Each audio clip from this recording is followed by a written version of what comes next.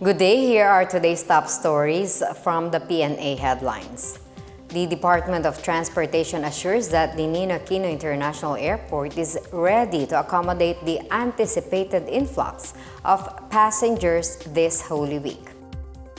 Transportation Secretary Vince Dizon led an inspection of NAIA Terminal 3 this morning with officials of New NAIA Infra Corporation or NNIC, the Manila International Airport Authority, and the Bureau of Immigration.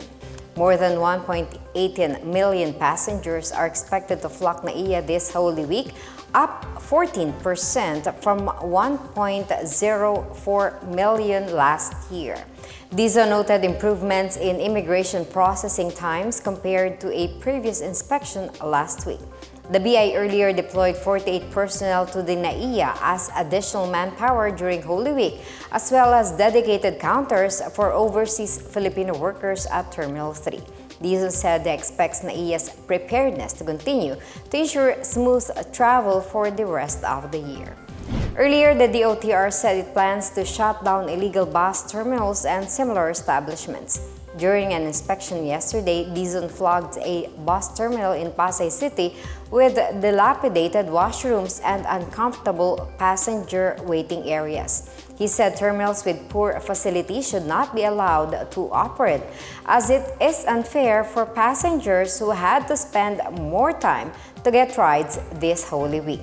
In a similar inspection at the Parañaque Integrated Terminal Exchange or PTEX, Dizon suggested posting signs with an estimated time of arrival for short bus trips. For its part, PTEX assured it has enough buses, including those with special permits, to accommodate Holy Week travelers. The Department of Public Works and Highways has temporarily suspended rehabilitation works along EDSA this Holy Week. In a radio interview, DPWH Secretary Manuel Bonoan said the agency will install detour bridges along the northbound and southbound during the break in construction activities. Bonoan said rehabilitation works from Guadalupe Bridge to Pasay are set to begin on May 15 after the midterm elections. He added that major works will be done after the ASEAN Summit, which the Philippines will host in 2026. The rehabilitation of EDSA is expected to cost about 7.3 billion pesos. Earlier, DPWH National Capital Region Director Lori Malaluan said the rehabilitation will start with one segment of the northbound section from Balintawak to Monumento. Repair works at 15 segments of southbound will proceed after procurement from the Department of Budget and Management. Government workers will be able to prepare for the Holy Week as Malacañang suspended work starting noon onwards on Holy Wednesday, April 16. In Memorandum Circular 81 signed by Executive Secretary Lucas Bersamin on Monday, the palace also allowed government offices to implement a work-from-home setup from 8 a.m. to 12 p.m. on Wednesday.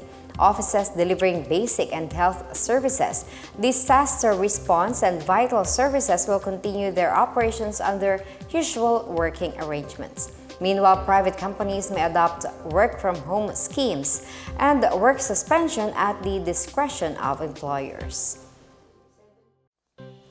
In other news, the government hailed the inclusion of the West Philippine Sea in Google Maps. The West Philippine Sea, which occupies the western part of the Philippines' exclusive economic zone, was found to be designated as a named location by the digital mapping navigation platform as of Monday, April 14. House Speaker Martin Romualdez hailed Google Maps' recognition of the West Philippine Sea, calling it a geopolitical affirmation of the country's maritime claims. Romualdez said the tag aligns with the 2016 Permanent Court of Arbitration ruling, which legally recognizes the Philippines' rights over parts of the South China Sea under international law. He said the House vows to support all efforts to uphold Philippine sovereignty and promote peace and regional stability. For its part, the Armed Forces of the Philippines said the inclusion of the West Philippine Sea in Google Maps affirms international recognition of the country's sovereign rights. AFP spokesperson Colonel Francel Margaret Padilla added that this is a valuable contribution to truthful representation and public awareness. Padilla reaffirmed the AFP's commitment to protect Philippine territory and uphold its national integrity. Meanwhile, Senate Majority Leader Francis Tolentino said the recognition of the West Philippine Sea is a victory for Filipinos and a testament to the country's firm stance in asserting its sovereign rights. Tolentino echoed sentiments that the Google Maps tag reinforces the legitimacy of the country's claims. The senator hopes that Google Maps will also recognize Benham Rice under the name Talampas ng Pilipinas under Republic Act 12064 or the Philippine Maritime Zones Act.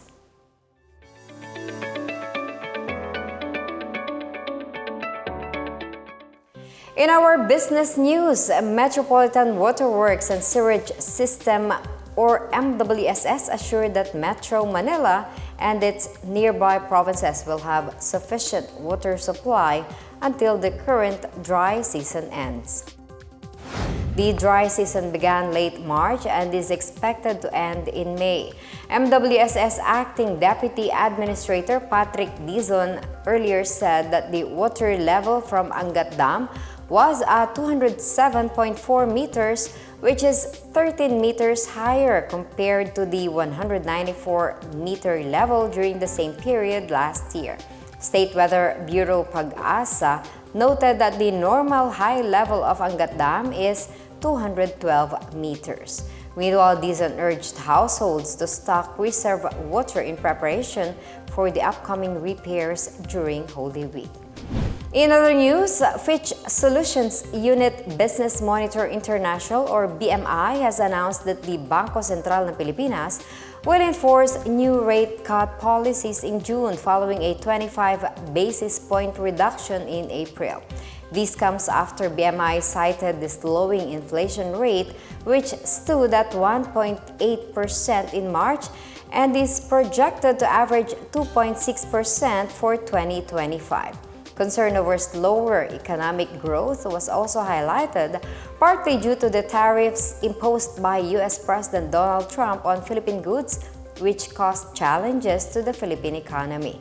BMI added that if the 17% U.S. tariff is implemented after the 90-day universal 10% rate goes higher, BSP may be forced to cut rates more aggressively to meet the government's 6% growth target, as well as to support economic activity. And that's the latest and the biggest stories on the Pna Headlines. For more news updates, visit our website pna.gov.ph or our Facebook and X account, Philippine News Agency. The Pna Headlines is also streamed via the Servicio Facebook page. You may also watch the Pna Headlines through the Philippine News Agency's YouTube account and via the News and Information Bureau website under PNA News. I am Marita Moahed. This is the Pna Headlines, bringing stories that unite the nation.